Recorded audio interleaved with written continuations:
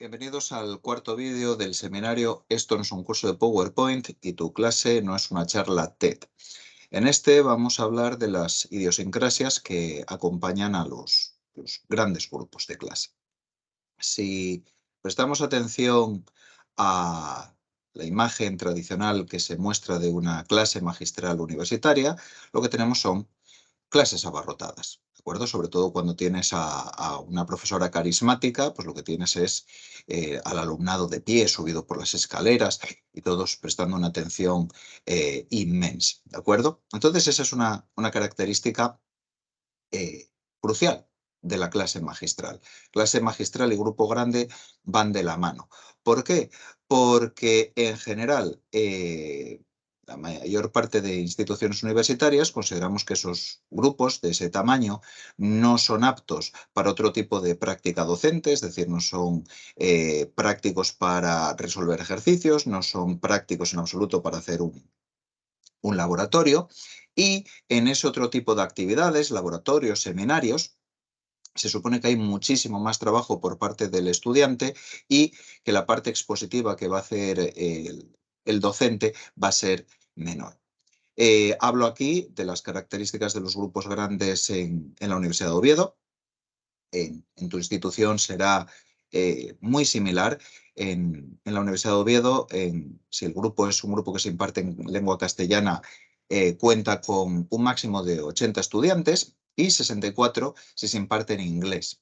Y estos números tienen que incrementarse hasta 100 estudiantes y 75 respectivamente para que se desdoble, se saque otro grupo nuevo de clase. Eso quiere decir que si eres docente en la Universidad de Oviedo y tienes que impartir un grupo expositivo en castellano, por poder podrías llegar a tener hasta 100 estudiantes en clase. En otras instituciones estos números pueden llegar a ser mayores o ligeramente menores, pero normalmente estamos hablando de varias decenas de estudiantes, normalmente superando los 50.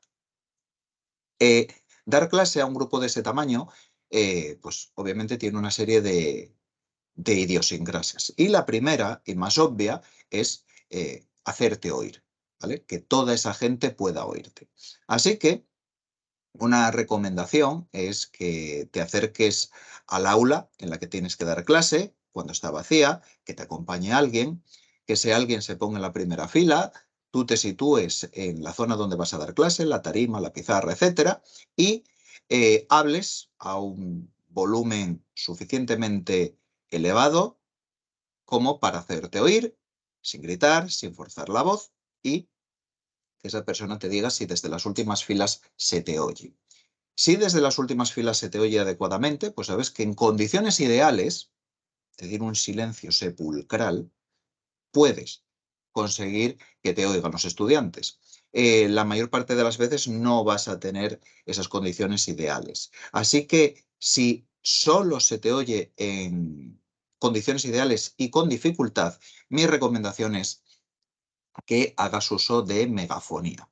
Y, en principio, en cualquier centro razonable, para las aulas más grandes tendrán algún sistema de megafonía. No es algo que tengas que aportar tú. Por otro lado, no basta solo con que se te oiga, con megafonía o sin megafonía. Tienes que usar tu voz de manera adecuada. Diréis, ¿esto ya nos lo contaste? Sí, lo conté en el vídeo dedicado a los errores. Pero en el caso de que ese vídeo te lo saltaras, pues creo que merece la pena volver a mencionarlo aquí. En primer lugar, habla de manera pausada. No importa si hablas de manera acelerada porque te sientes nervioso, con ansiedad, o porque estás intentando impartir toda la materia que tenías prevista y ves que no te da tiempo. Lo crucial es que te entiendan, así que tienes que hablar con lentitud, ¿de acuerdo? Si eres una persona, es mi caso, que tiendes a acelerarte, mi recomendación es que hables a un ritmo que tú consideres que es peligrosamente lento. Lo que para ti es peligrosamente lento, para tus estudiantes es un ritmo inteligible. Intenta no hablar de manera monótona ni monocorde. Si esto os lo estuviera contando hablando de esta manera, que sí es muy pausada y se entiende, pero no estoy jugando con la voz, no estoy cambiando la entonación, no la estoy modulando en modo alguno, es el equivalente a ofrecerle a la gente ruido blanco. Y lo que vas a hacer es agotarlos y acabar por dormirlos. Mantén el volumen. Es decir, el volumen que determinaste que en condiciones ideales tienes que usar en el aula, tienes que ser capaz de sostenerlo durante toda la clase. No basta que al principio de la clase se te oiga hasta terminar de dejársete de oír. Eso no puedes. Si no lo puedes mantener, insisto, utiliza megafonía. Haz pausas, enfatiza. Tienes que usar tu voz para señalar cuando estás hablando de algo importante. Mira al grupo mientras hablas. Del mismo modo que cuando estás grabando un vídeo, como es el caso, tienes que mirar a cámara. No puedes mirar a la pizarra, no puedes mirar a tus notas, no puedes mirar a la pantalla y, por favor, no centres la mirada en la misma persona, porque a esa persona la vas a poner muy nerviosa. Así que lo que tienes que hacer es mirar a los ojos a distintas personas que tengas a la audiencia. Lo ideal sería que en un grupo grande, al cabo de tu clase, la hora o las 2 horas que tengas, hayas mirado al menos una vez a cada estudiante a los ojos. Una vez. No les des la espalda más de lo estrictamente necesario. Acordaros del vídeo de Jeff Bridges. Si tienes que usar la pizarra, si tienes que hacer algo y dejar de mirarles, deja de hablar. Haz lo que tengas que hacer y cuando vuelvas a estar mirándoles, hablas. En primer lugar, cuando hablas de espaldas se te oye peor. En segundo lugar, si hubiera alguien que necesitase leerte los labios para entenderte, pues le estás evitando que te siga. Como digo, esto ya se mencionó y estas mismas cuestiones ya se han insistido sobre ellas en la sección sobre errores frecuentes.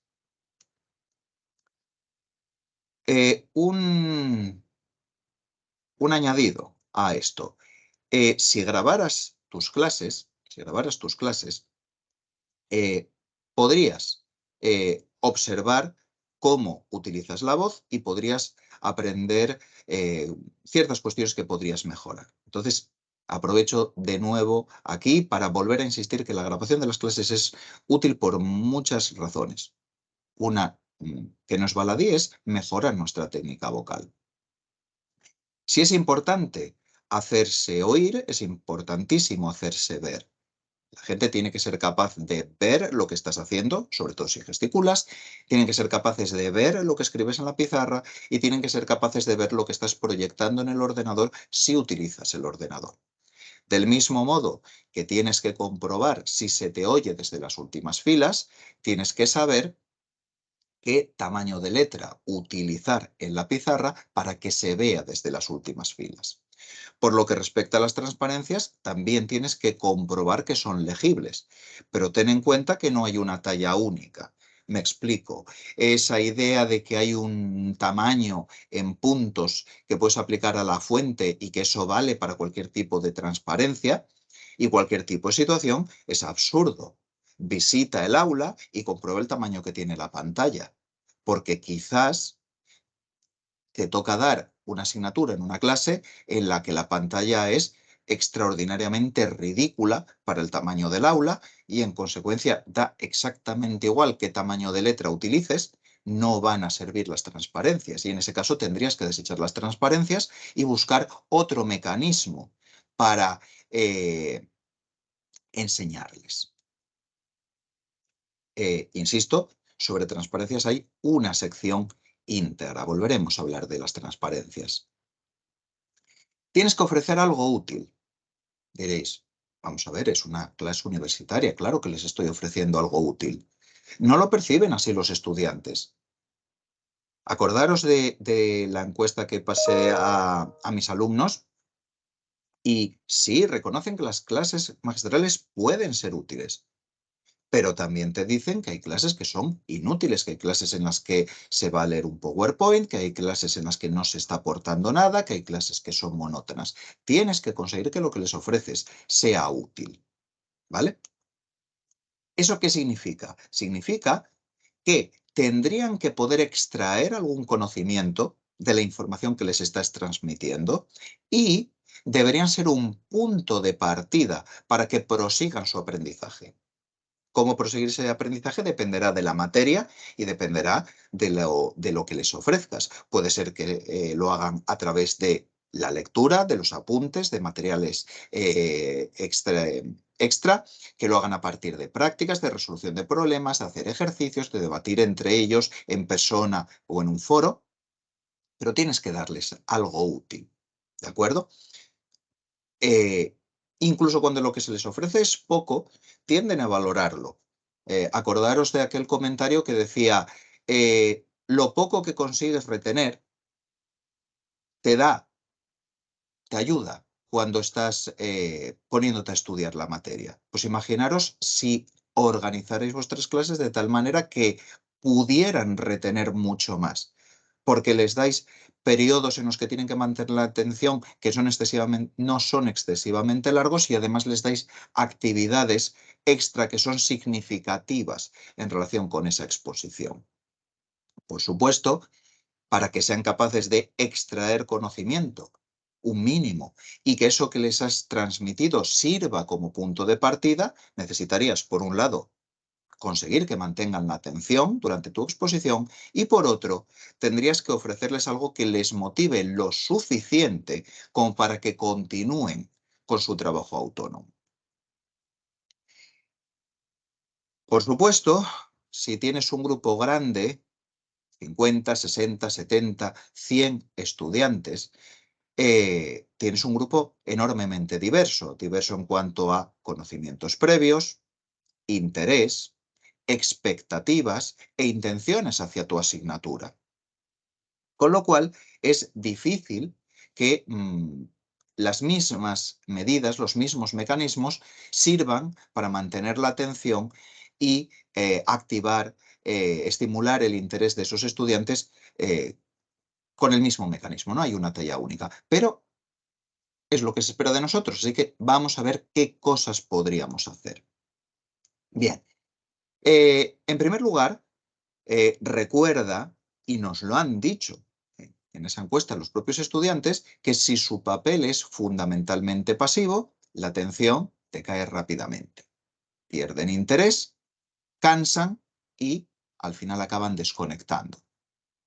Piensa en algún congreso al que hayas asistido o imagínate qué sucede si te intentas ver estos vídeos en un maratón.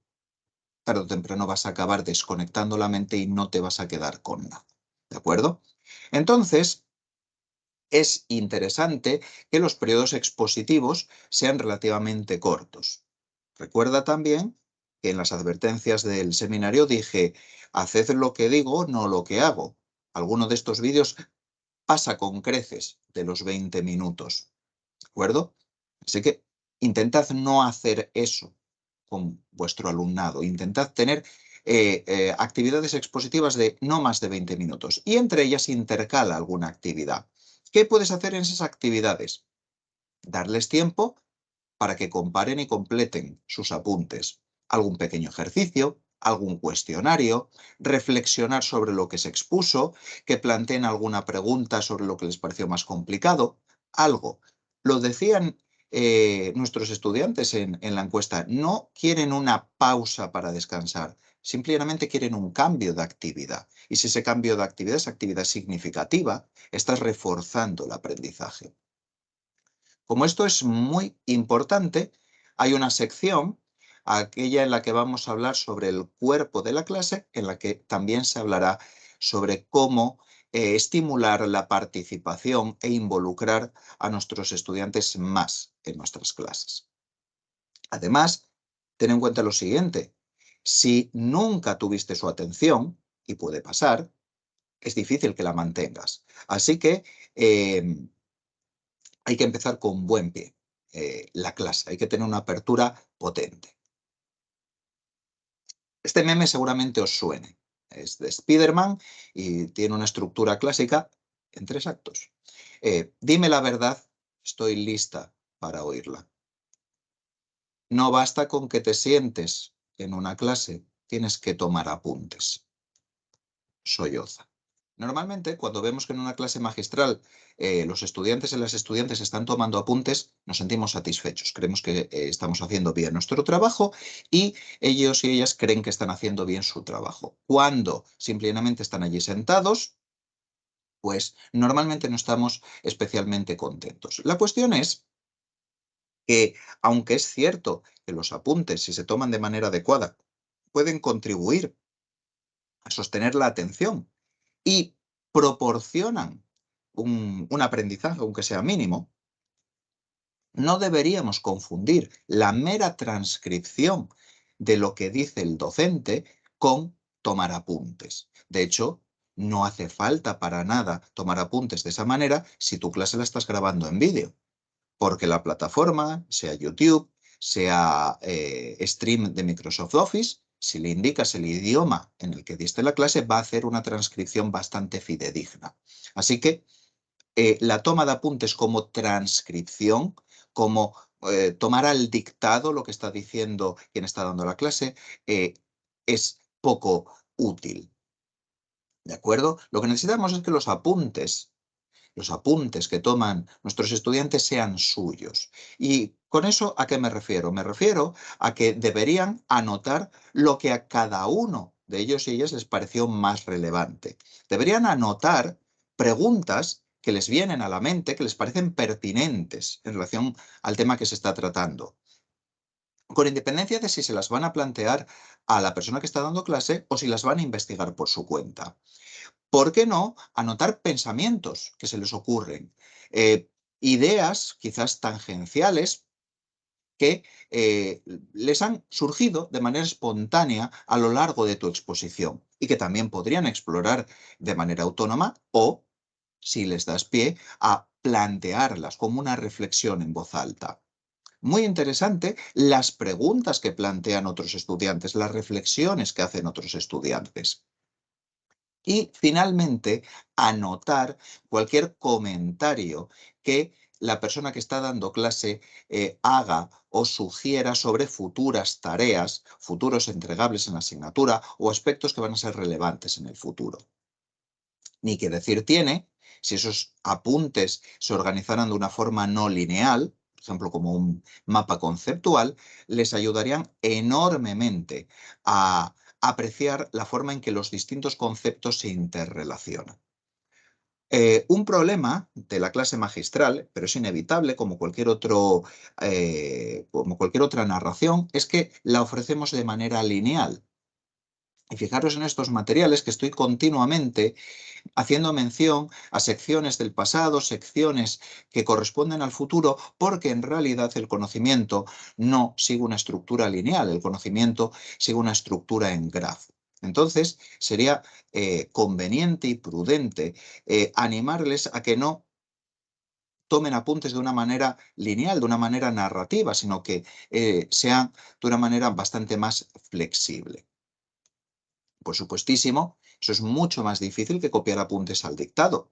Así que sería interesante que orientaras a tu alumnado y que incluso las pausas que dejas entre esos bloques expositivos, alguna estuviera destinada a que trabajasen sobre sus apuntes, ¿vale? Una alternativa que te animo a considerar es tener un documento compartido. A día de hoy, con las herramientas que tenemos en la nube, es tremendamente sencillo, en el que participen todos los estudiantes que tienes en clase y que elaboren unos apuntes de manera colectiva.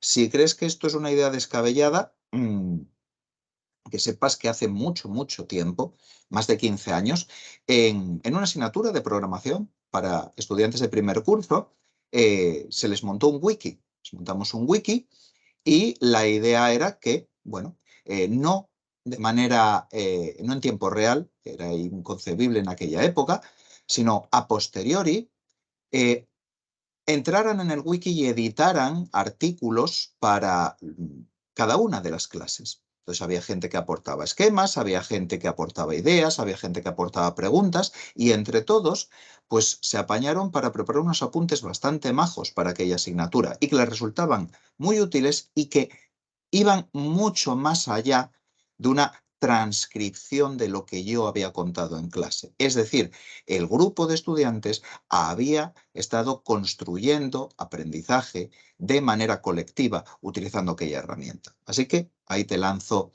esa idea. Por lo que respecta a la motivación, una cosa que debería ser crucial en nuestras clases magistrales es que sirva de acicate para ese trabajo autónomo, lo que hace años llamábamos estudiar, ¿vale? Entonces, puede ser interesante que les sugieras alguna actividad que pueden realizar de manera autónoma entre dos sesiones expositivas. Aquí doy varias ideas, pero no tienen por qué hacerlas todas en todas las ocasiones.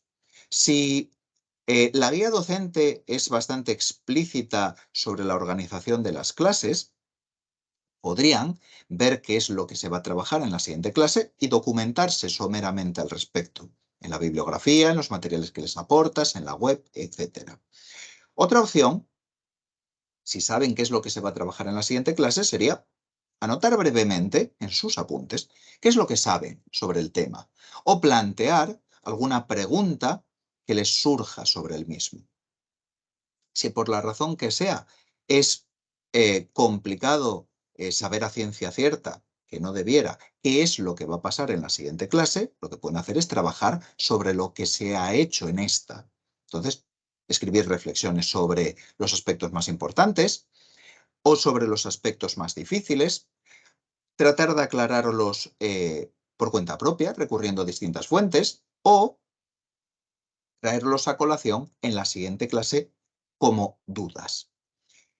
Por supuesto, pueden seguir elaborando los apuntes que hicieron en clase, hacer mapas mentales, mapas conceptuales, cualquier material que al ser propio y ser un material que han trabajado por su cuenta, les sirva posteriormente cuando tengan que repasar para un potencial examen del material que se ha trabajado en las clases expositivas.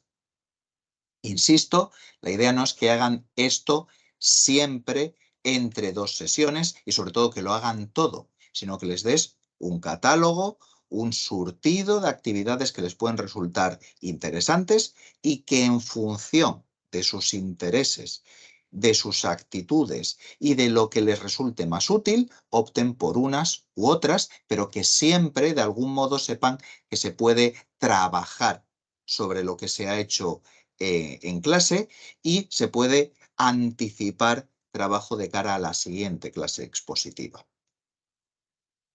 En el caso de que queráis ahondar más en todos estos aspectos, pues os recomiendo el libro Lecturing, a Practical Guide. Es un libro fantástico.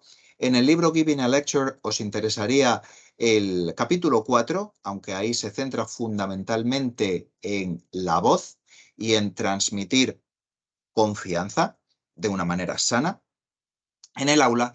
Y en el libro, que ya tiene unos años, pero sigue siendo bastante interesante, What's the Use of Lectures, en el capítulo 3 os habla de una serie de factores que afectan a la atención de los estudiantes en el aula. ¿Cómo estaba la plaza? Linterna, díselo, ¿cómo está la plaza? A mí me va a decir tú cómo estaba la plaza. La plaza estaba abarrotada. ¿Cómo estaba la plaza? Bien, este es un fragmento del dúo Sacapuntas, que si tienes cierta edad y viviste en España en los años 80, pues seguramente recordarás, ¿vale? De ahí viene el título de la sección. Básicamente eran dos toreros no muy buenos que siempre fantaseaban con que habían toreado en plazas abarrotadas y luego al final la cosa menguaba bastante y tendían a estar bastante vacías. Y aunque normalmente en el cine nos ponen aulas llenas y con estudiantes llenos de entusiasmo, hay ocasiones en que nos enseñan aulas un poquito más vacías, ¿vale? Es verdad que el último fotograma es de la película Arrival y hay que tener una enorme moral ir a clase cuando crees que se está produciendo una invasión extraterrestre, ¿de acuerdo? Entonces vamos a hablar aquí brevemente de una situación que afecta en ocasiones a las clases magistrales y es la inasistencia o el absentismo, ¿de acuerdo? Mencioné que si das clase en un IOBI, por poder puedes llegar a dar grupos de hasta 100 estudiantes. Pero la verdad es que dependiendo de la titulación, pues puede ser que no tengas tan abarrotada la plaza, ¿de acuerdo? Las razones para el absentismo son muy diversas y tienes que entender que hay una gran diferencia entre los motivos que dan aquellas personas que asisten habitualmente a clase frente a las personas que solo asisten de manera esporádica. Quien asiste regularmente a clase y algún día falta por motivos muy, muy de peso. Normalmente motivos personales o bien porque tiene que dedicar el tiempo a alguna tarea o a preparar algún examen de otra asignatura. Si se pregunta en términos generales al alumnado, pues las razones habituales son pues, la metodología docente, la falta de motivación por parte del profesorado, la ausencia de un aprendizaje significativo o que las clases, como ya nos dijeron los estudiantes, son una mera exposición y transmisión de información. Dicho de otra manera, como ya dije, la culpa es nuestra. Es decir, si no asisten a clase por la metodología que usas, porque no los motivas para su trabajo autónomo, porque no perciben que haya un aprendizaje significativo y simple y llanamente estás contando lo que ya pueden leer en las transparencias, la culpa de que no vayan a clase la tienes tú.